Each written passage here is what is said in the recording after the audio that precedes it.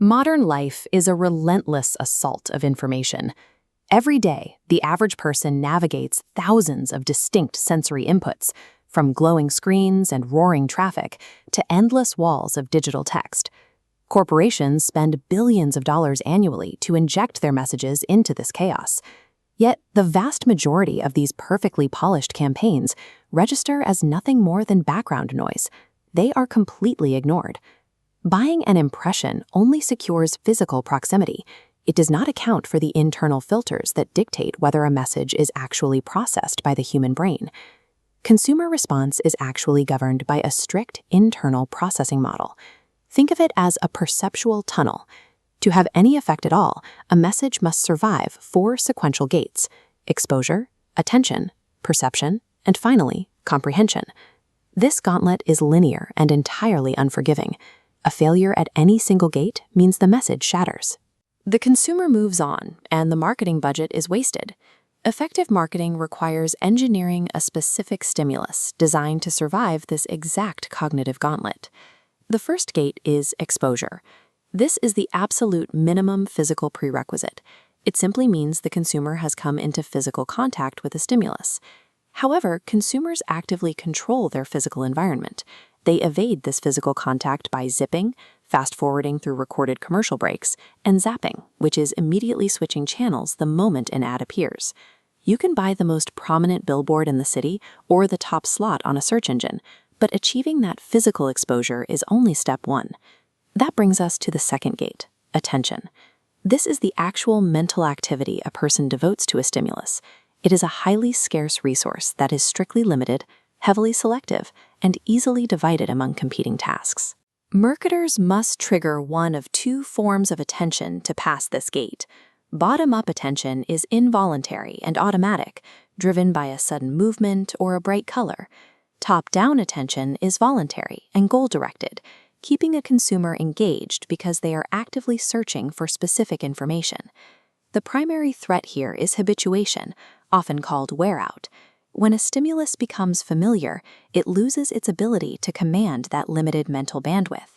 Faced with rows of repetitive inputs, the brain simply tunes them out to save energy.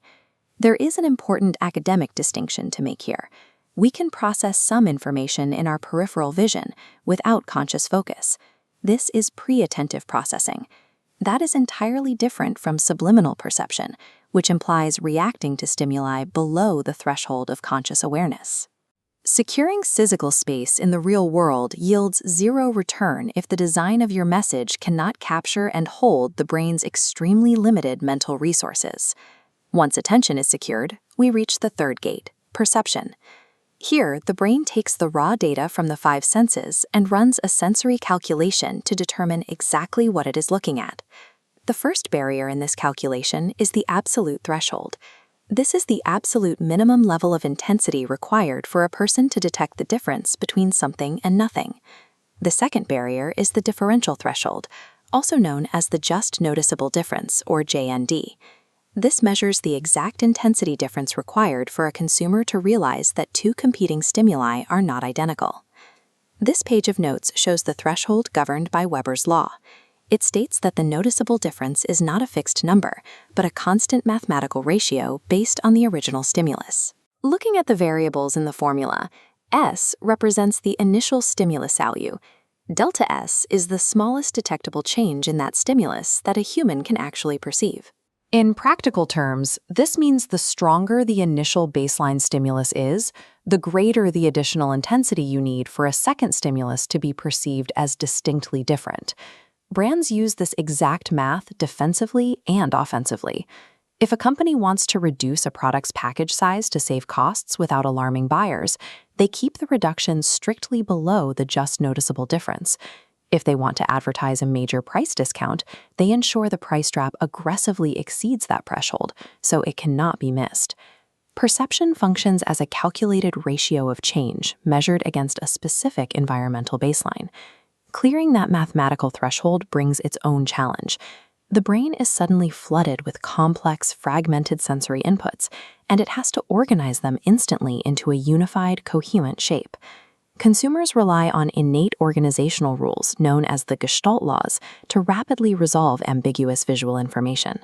The top two examples show the law of proximity and the law of similarity. The human eye will automatically group objects together if they are placed close to each other, or if they share visual characteristics. The bottom examples demonstrate continuance and closure.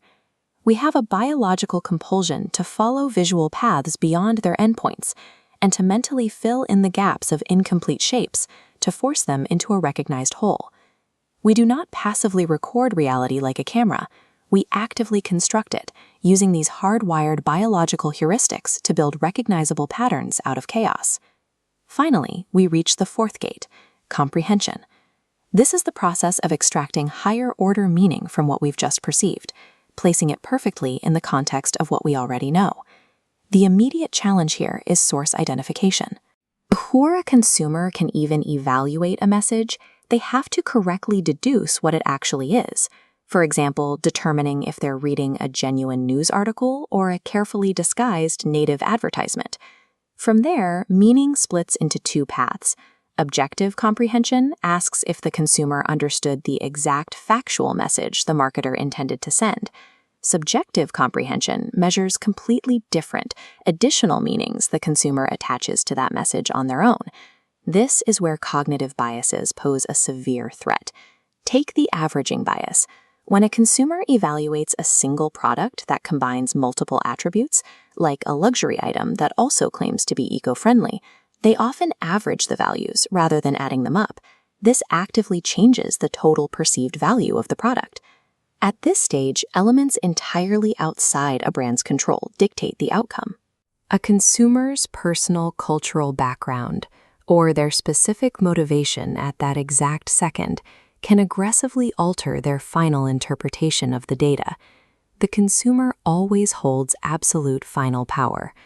A perfectly engineered stimulus can successfully pass every physical and mathematical gate we've discussed, only to fail at the finish line because the mind's subjective inferences corrupted the intended message.